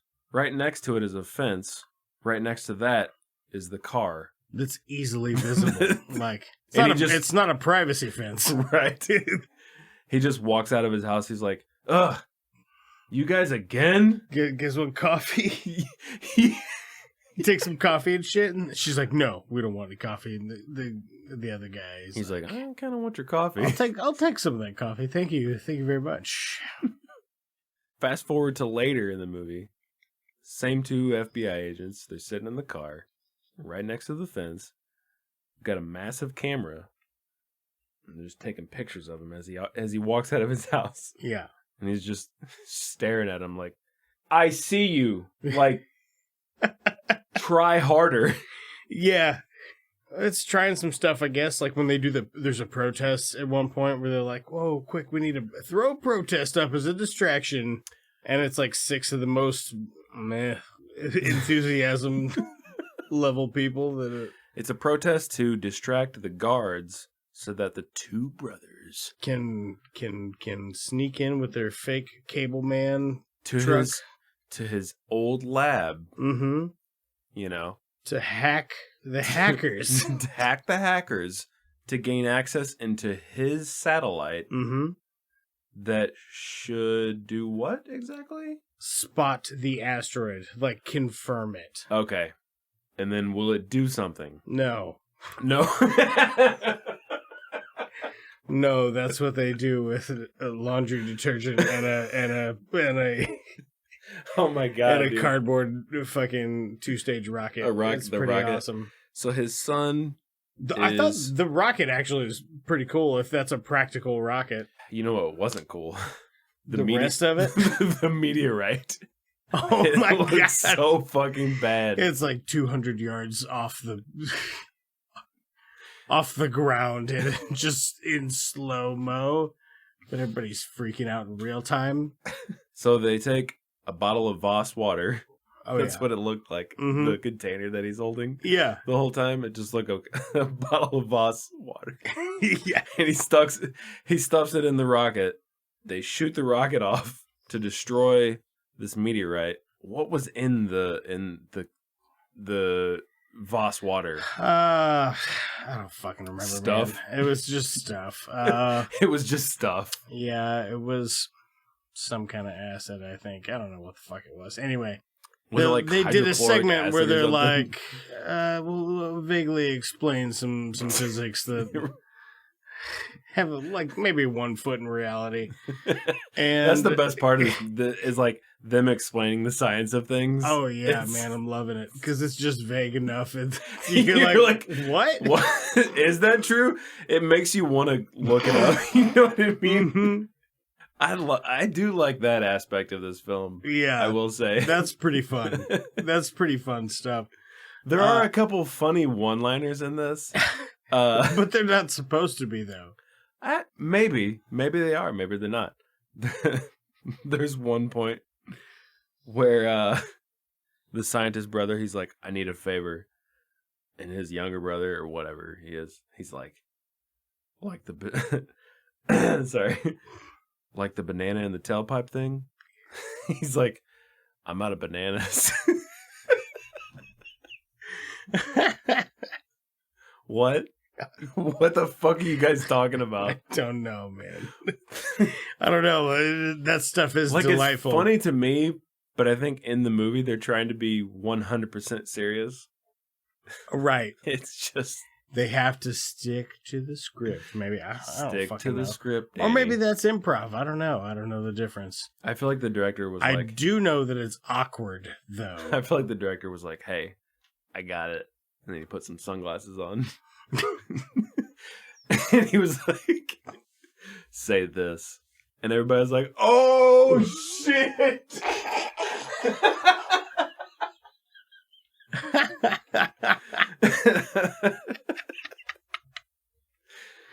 Oh man, that's good stuff.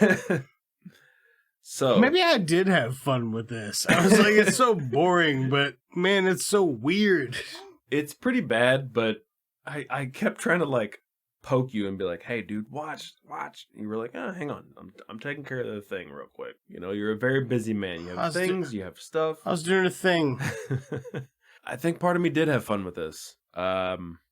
It's I don't know, like, how do you explain this? What would you do? What would you do with it if you could do things with it? I was gonna ask you that because our go-to, like, and we talked about this as we were watching it. Our go-to is just to make everything a comedy. Yeah, because it's laughable to begin with, right? So, we just feed off of that. Yeah. So it's like, what if you added a really weird, random aspect to this? Well, it can be science fiction, right? Yeah. So, sleeper alien species, or like actual mass hysteria, or you take a psychological approach to it, or speed up, shrink the size of the comet into like a smaller asteroid, make it like an alien pod with a highly infectious, is it like a zombie, but dial it way up, be like, that happens 20 minutes into the movie, boom, that happens. Right. Like, I like that. You can make it anything if it's just like, oh, a thing impacts. Oh, what if it's like mer people and they take over the sea? You know what I mean? I was gonna. They deliberately melt the ice caps so it's more water. They love it. They love it. I had a really dumb idea where it's the same movie, but within the movie, in every city, there's just one zombie. That would be pretty cool. It's just kind of an inconvenience. Mm-hmm. Like, you know what I mean? Like something stupid like that. Yeah. I'd like to make I'd like to see a short film about a guy that becomes a zombie, but he gets trapped inside of his like studio apartment. But they're like kind of sentient, but they still crave brains and shit, but they can't do stuff with their hands, you know? So, like, they can't open the door. He can't get out. Right. So people eventually have to visit him. Yeah. But in turn, they will be infected. Is that what would happen? I don't know. Nobody visits him. It's the apocalypse. But it's just about him, and he's stuck inside the studio apartment. Like, kind of sentient, you know what I mean? Like, looks out the window, looks at books, and tries to microwave a burrito. And does he watch Netflix and shit? Maybe. I don't Probably. fucking know. It's the apocalypse, so he can only do it for so long. Oh, that's true.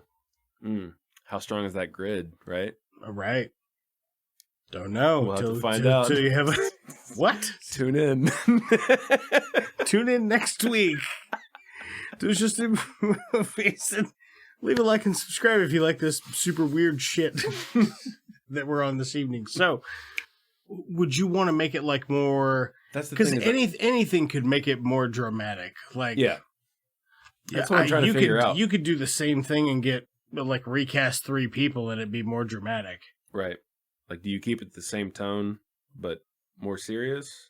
I don't like this tone because the tone of this is like, Whatever. Yeah, it's just that's why I don't like the tone of it because it isn't anything. It's just like that's what I mean. Like everyone involved with this project, they were like, it's fine. It's a living. What did you think of that scene? It's probably okay. I mean, seems fine. The satellites in the orbisphere, they seem particularly large. If you'll excuse me for just a moment, I've got to go to the restroom. And dip Boom, the fuck he's a out. zombie. Yeah, the president follows him and he's a zombie. Or whatever. I really don't care what we do with it. Like, that wouldn't be funny. You could actually make that. You could make that like a good. What would you call it? So like suspense horror or something, I guess. Alien invasion, whatever of anything. Like a sunshine. Or a spore that just turns people into other little spore factories, and it just kills people. The spores do. I like spores. So people go underground, and they're like, well, they can't get us if we go deep enough. But eventually, they can. No, that's fucking... I'm laughing, but that's fucking... I like that idea. That'd be pretty cool. You could make that dope, shit dude. intense. You got to get The Rock. Easy. Easy. Stop. And Kevin Hart.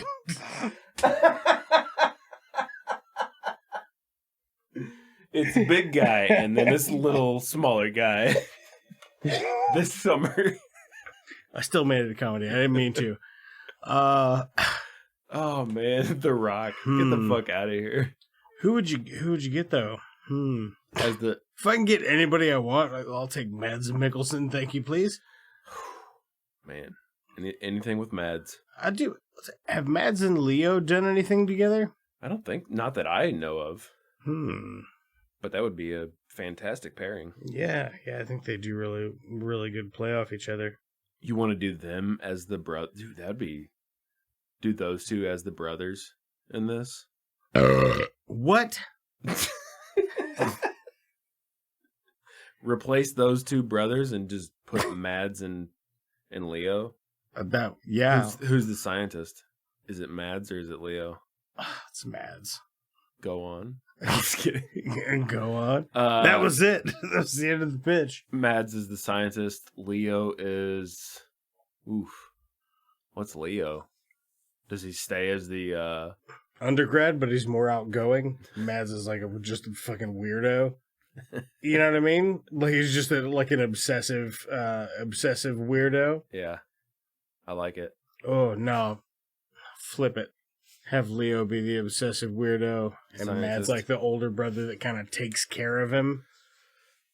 Because he can't quite take care of himself because he's a little too intense, you know what I mean? Yeah. He's too obsessive. I like it. Yeah, that'd be cool. So are we keeping the same vibe? We going meteorite? Sure. Hitting the planet and Now we just need fucking 6 hours. Tommy Lee Jones and fucking Tommy Lee Jones. I like that. Woo. I love it. Get a little Aerosmith to play in the... I don't want to close my eyes, I Danny. fucking don't want to fall asleep. It's because I miss you, baby. I don't want to miss a thing, though. You know what I mean? Even when I dream of you. The sweetest dream, it'll never do. God damn it, I don't want to miss a thing, man. Woo. All right. All right, and we're back. Thank you for that. Checking in with that ad from our sponsors. One day, I'm gonna go through the whole library, and every time we sing a song, Yeah, I'm gonna clip it. I'll clip it all. So what else you got? You got any better fluffs than No, we're doing the fungal thing. Let's rate this fucking piece of shit. Is there anything else you want to say about it before we rate it? Not really. The acting's not great. It's kind of a blank slate as far as the story goes. Yeah. You could literally insert almost anything and be like, oh shit, that's kind of cool. Yeah. If you're into like writing prompts and shit, this is probably a cool movie to watch, because you could just be like, use that bone, the or two just, bones that are in the movie, right? Just use that and make that the structure of your. Here's the thing. Here's your characters. Here's the thing. Yeah, read the plot and then just erase backspace all the way. Just backspace, and then be like, oh, okay. So I see what they were trying to do. Let me make it a thing. Yeah, that make the rest of it make sense, and you'd be all right. That's it. This is the worst part about this, is that it's just dumb. It's dumb and boring. We watched it for like 40 minutes, and I acted like I was poking it with a stick. I was like, do something. Yeah, please. It's just a little meandering. There's a lot of fun to be had with it, though, because it's so dumb. Yeah. Like, I don't know, just would improv scenes while, like, bad lip reading style. If you had 10 very fake looking rockets as thumbs. Okay, 2-stage? What'd you call me? Fuck you say to me? Two-stage rockets? Yeah, man. Fuck I yeah. love fucking 2-stage rockets. That's what I'm talking about. Those are the best rockets that I know about. If you had 10, so there's on Mount Rushmore, you could have all 10 of your fingers could be a Mount Rushmore thumb. All 10. Oh wow. Boom. So every thumb is 4 Yep. presidents? 40. 40? 40 presidents. If you had 10 4 presidents, how many of those would you give this film? That was my favorite thing about the movie up front. Is they're like, oh, Mount Rushmore, how beautiful. It's very CGI. And then it blows That was your up. favorite thing? Maybe. It doesn't have anything to do. I know, it was great though. Like comedic value, not anyway. Man. Oh man, I guess I'd probably give this like an 8.5. This is pretty fun. That's fucking high. This is pretty fun for me, man. By comparison. That's pretty come on. What are you gonna give it? Like You a 2? highballing it? We're gonna give it 2? No, I was gonna give it like a 6.5. We were having some mad laughs in there. All right, I'll give it a 7. Go fuck yourself. No. All right, I'll give it 7. So if I had each thumb, Yep. let me try to remember this again. If each thumb It'd be 7 times 4. were Oh, you doing math now? That's how many presidents' heads it would be. What is this, science? No, I can't do it. Not in my head. There's my calculator out. All right. No, I think I will. I'll stick with 7. I did have fun with this. It was plot's a little ridiculous. You saying you give it 28 presidential Mount Rushmore heads? All right, so I'm going 7. You're going 8.5 on this. And yeah, I'll go 8.5. And I think we would just collectively change the cast.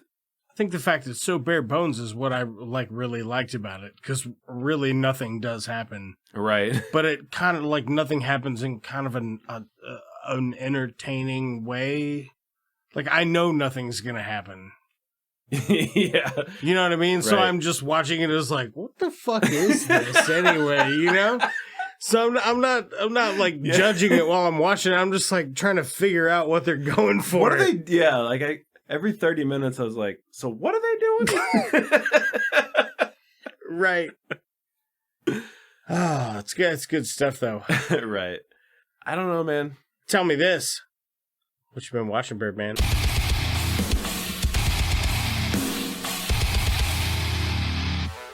Hey, what you watching? What have you been doing? What are you? Whoa. I'll tell you. What? Ozark. Yeah. Yep. We both watched and finished the first 7 episodes of Ozark. We're not gonna do spoilers for this. No, because we're not. Well, this won't come out for 3 weeks. It doesn't matter. No, yeah, that's behind, true. You know? Yeah, that's true. I don't want to talk about plot stuff as far as Ozark goes, but it's fantastic. Just every actor that they introduce into this show every season is perfectly cast. You know what I mean? Like that's my biggest takeaway from Ozark. It's fantastic. A lot of smart choices. Yeah. Yeah. Other than Ozark, we've been watching The Righteous Gemstones. Same. Yeah. Another fantastically ridiculous, silly, just St. Louis's own John Goodman. St. Louis's own John Goodman. It is a hoot. Gone Judman. John, gone. You done gone Jud, man. No, yeah, they're really funny. John Goodman, Danny McBride. Who else is in that? Oh, Workaholics. What? Fucking what's his name? Adam Devine. Adam Devine. That is divine. That is so divine. Stage name. Stage name, I'm sure. Maybe not. Maybe he comes from a long line of divines. Oh, from the Upper East Side divines? Ah, yeah. Oh, the very same. The very same. Cassidy Freeman is also in that. And she's, she's... Cassidy Freeman? She plays, Danny McBride's wife. Talk about a smoke show. Dude, that's what I'm saying. If that wasn't my mother. Boom, roasted, got him. That's all. He's going first, second, third. Oh my God. I really like her in The Righteous Gemstones. Yeah, she's very, she's doing a good job. One of my favorite actors in The Righteous Gemstones is Tony Cavallero. He plays Keith. Oh, yeah. So he plays Adam Devine's, I guess what would you call him? Muscle man. No, he's not. I don't know. He's like his protege or something like that. Yeah. But he's so awkward. Oh, dude. He's the most awkward guy. Yeah. He's dressed like he's going to a vampire raid everywhere he's going. He just looks like an extra in any of the Blade movies. Yes. Exactly. He hasn't been in a whole lot of stuff, I don't think. I could be wrong, but that bit where he's like, just the head of his dick's hanging out of the bottom of his shirt. And it was like, hey, Keith, that shirt's not as long as you think it is, bro. He's just getting one slice of American cheese out of the fridge. It's like 4:30 in the morning. Oh, man. What a rat. It is a fucking silly show. Other than that, I have been reading a lot. Yeah, that's good. Yeah. I read Vineland by Thomas Pynchon. Another really good novel of his. Enjoying that one? I finished that. What have you been up to? I was reading a little bit of The Drunken Botanist by Amy Stewart. And then I just got gifted. Well, let me. Justin, J Bone Bonerson of previous episodes of the show lent me one of the books of the Preacher comic book series. Oh, okay. So my plan is I'm going to read The Crying of Lot 49, 47, 40, 49. 49. Crying of Lot 49, and then I'm going to read Preacher. And then I'm going to read Mouse. Nice. So in like 2026, I'll have something I'll have new. Your book back. I'll have new stuff on the slate. If you do not enjoy Crying of Lot 49, don't be. No, just put it down. You know what I mean? I'm looking forward to it because the show. What was the show called? Lodge 49. Lodge 49. Yeah. I was like really, really into that, and I should have watched the rest of it, but I just didn't. Oh man. So it's because I want to read the book. Well, it's not the okay. So the show is just inspired by the book. Oh, that sounds It's groovy. not. It's not The same. an adaptation of it. Yeah. Okay. I got you. But they're both really great. Oddball stuff. I like oddball stuff. Yeah. Would you describe that like the same way the Lathe of Heaven that you yeah. you recommended or let me borrow or whatever the situation was? It's definitely a different genre. It's not science fiction. Okay. It's just a strange, weird story, weird conspiracy, just I'm adventure. I'm into that. I'm into that. That sounds cool. It's fun. The part that makes me excited to read it is it looks breezy. Yeah. Like I kind of flipped through it a little bit and I was like, okay, I feel like I can scoot through this pretty quick. Yeah, for sure. It is a little dense, but I think I don't mind. I enjoy density. Yeah. No, I think you can get through it fairly quickly. So hey, when I finish that Drunken Botanist, would you like to have it? Probably not. No? It's like a funny biology book about all the alcoholic beverages of the world. I might glance at it. I can't promise that I'll read it, though. It is more interesting than I thought it would be. Okay. It was referenced on a couple episodes of Stuff to Blow Your Mind, and then they interviewed her, and she was very funny, and I was like, I bet her writing's good. And Alicia got it for me. And I read like 2 chapters out of it. It's fascinating. And then I just didn't read it for a long time because it took me a year to read a fat comic book. Right. Because I'm a fat dumbass. Yeah. Thanks, man. You are. You really are. Yeah. Well, they're not all home runs. No. I was just going to say I've been trying to make an effort to read more and stop playing mindless video games as much as I have been. I've been playing a lot of mindless video games lately. Not that that's wrong. No. It's just like I get sucked into these games that aren't even that great. And I'm like, why the fuck am I playing this again? Man, I've been playing Rocket League and Splatoon 2. You've been playing Rocket League? Yep. Shit. I've been playing it on the Switch. Because like my kid plays a game on my PlayStation. And that's right. I just wanted to be able to play a game. So I don't want to go in there and gank it out of her room. I told her she could put it in there. We got 3 consoles. We just have 2 Switches and the PlayStation. I guess I could play it on. Could we play online on the Switch? Yes, somehow. I don't know how. No, I play online on the Switch. Yeah, I guess we could do that. Yeah. Remember, because I bought the Switch, so I just I don't have the Pro controller. I got one. Got to get that Pro. Gotta get that Pro, baby. You can use the Pro. I'll use the fucking the fuck sticks. I'll use the fuck sticks. Anyway, what else you been up to? Nutchucks. You've been watching. Did you say nutchucks? Nutchucks. Been watching fucking. What else you been watching? I've been watching fucking Peacemaker, baby. And that's right. It's amazing. I had some serious doubts about if they were going to be able to like pull it off. I really liked that Suicide Squad movie. I really liked it a lot. And then I heard they were going to make a series out of Peacemaker, and I was like, I don't know if that's got enough bones to make a whole series out of. You know what? Does, because they still got James Gunn to do it. Mm-hmm. And it's fucking great, man. It's so funny. So funny. The cast is incredible. The story's great. It's a fun... The thing that I would like to see more of in comic book movies always. I'm not a Marvel loyalist or a DC. I don't care between... right. You just want to watch good content. Yeah, I just want to watch good content. But I tell you what I do like, and what my favorite things were about comic books when I was a kid, is when you would get a run of 6 books, and it would just be one self-contained fun story. Like a side mission to a larger story. Yeah. Where just these characters go off with each other and they go on their own little tiny adventure and they wrap it up in, 4 or 5 episodes. So it's good. That's good, fun stuff, and that's what this feels like.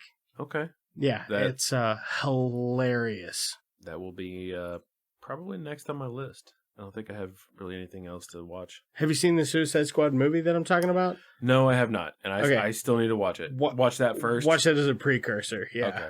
It won't make a difference, but Will it set the tone? It'll set the tone. Yeah, exactly. And plus, it's just a fucking amazing movie. Okay, like it's really good. Is that still on HBO? Oh, that's a good question.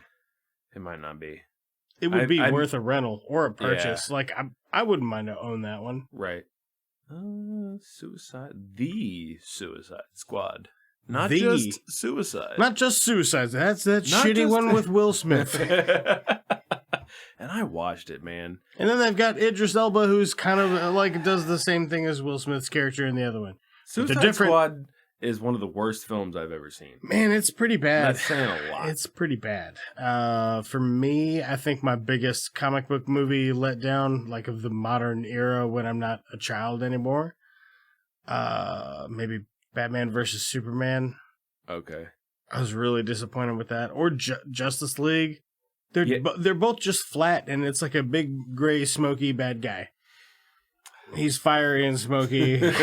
It's dark. It's dark outside. Obviously, that sucks. I don't know. They were just like I didn't mind the what's the fucking guy's name?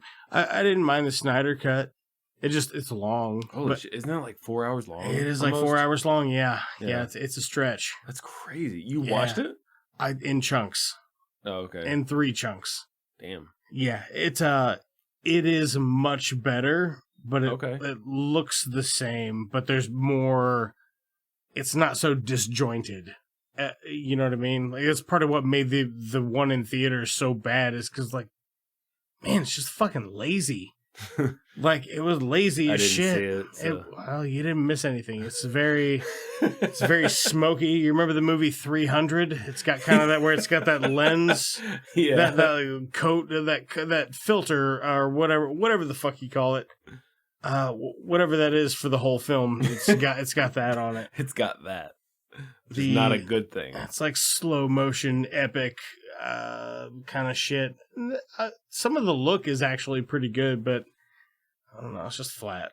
Yeah. Which is a shame because although I'm not crazy about Ben Affleck as Batman, that's the era of Batman that I would want to see is when he's like a fucking old man and he's all beat to shit and he hates it. And you talking about Ben Affleck?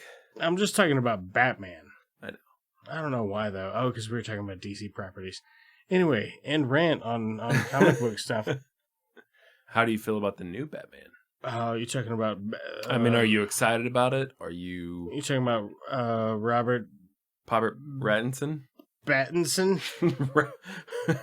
Robert Pattinson? Robert Pattinson. I'm feeling good about it. Yeah? I'm wondering how his Bruce Wayne is going to be, because he seems like he's just going to be greasy and weird. You know what I mean? Right. And I don't ever imagine Bruce Wayne as greasy and weird. I imagine him as greasy, all right. He's supposed to be young Bruce Wayne, correct? Or no? I'm not sure. I think that's what it is. Say like 30s? 30s, mid-30s Bruce Wayne, maybe? I tell you what I'm excited about. I'm most excited about Colin Farrell. As the fucking Penguin? Yeah, as Penguin. Yeah. And fucking Paul Dano as the Riddler. Oh, shit. Right. That's out today, actually. It just hit theaters today, I think. Are you serious? Yeah, I think so. You want to go see it?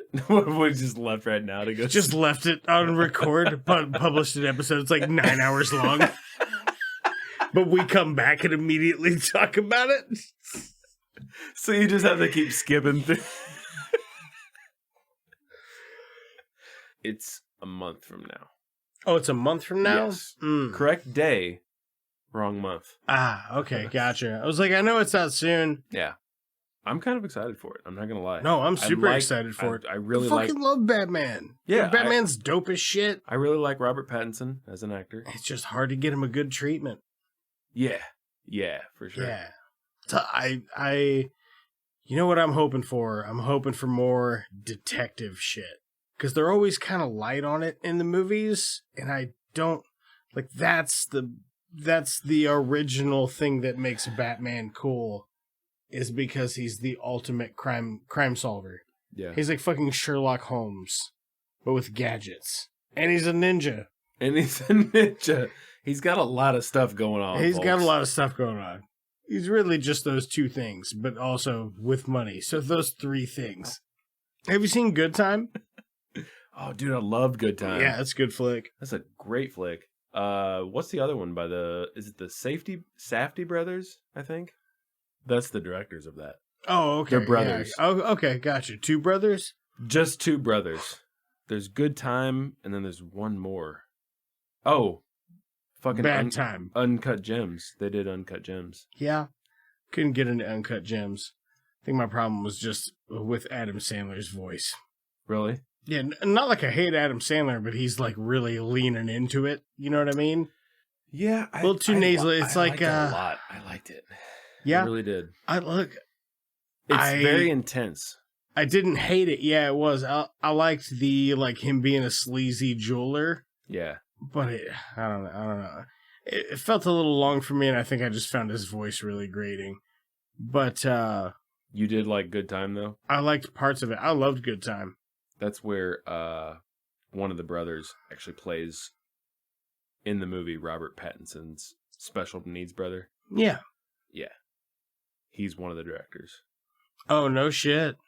Benny Safdie and Josh Safdie. The Shafties. The Safdies. The Safties.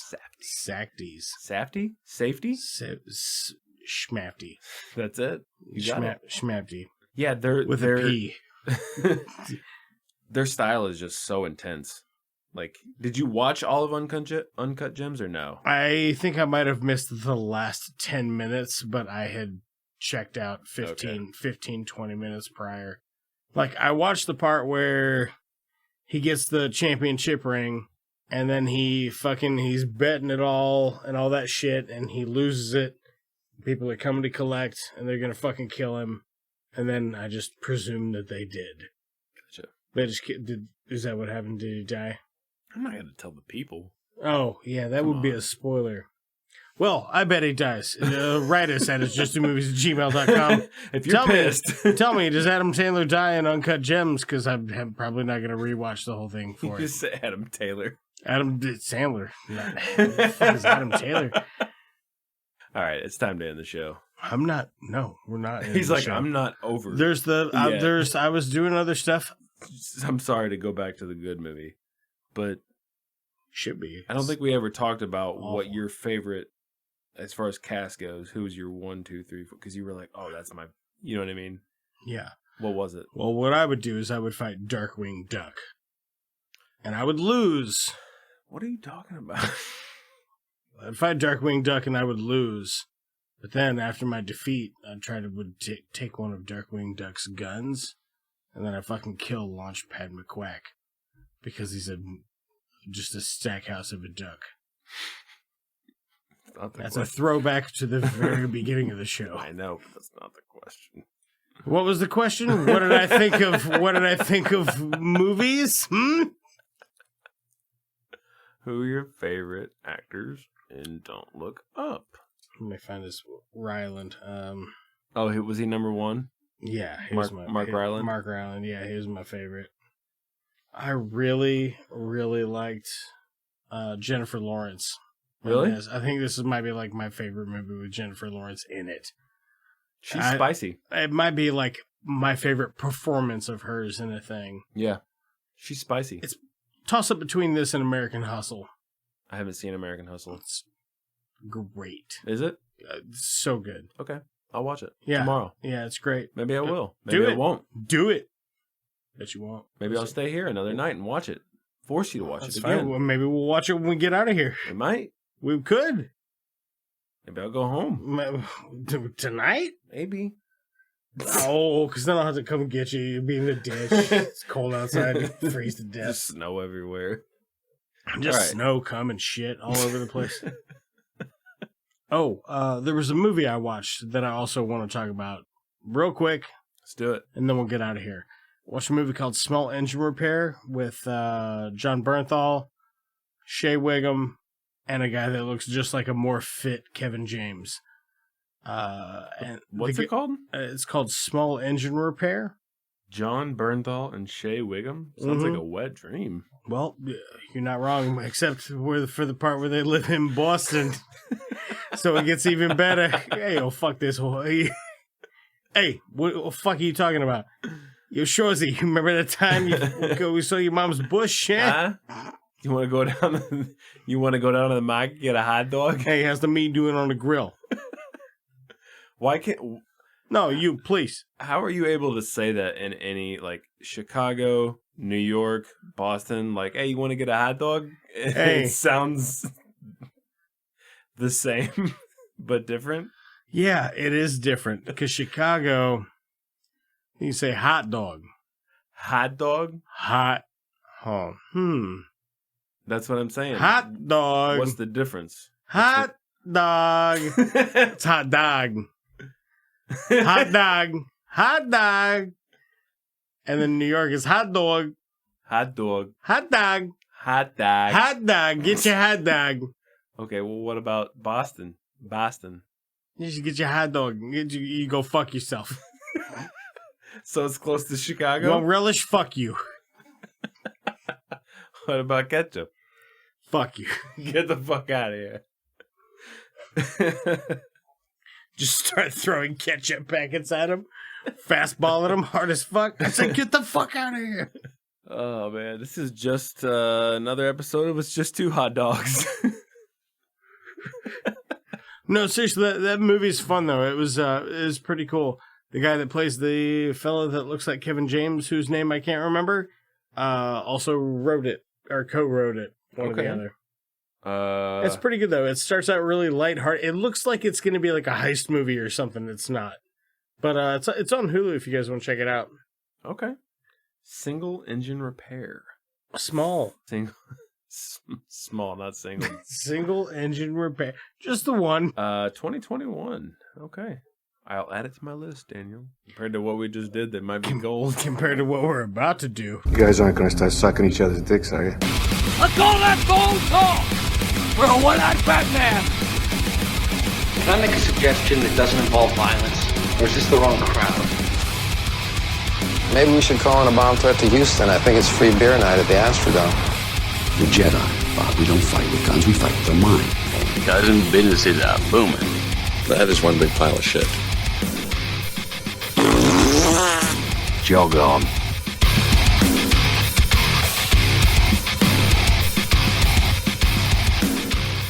It's Just Two Movies is a production of Blue Cheese and Bacon Studios and can be found wherever you get your podcasts.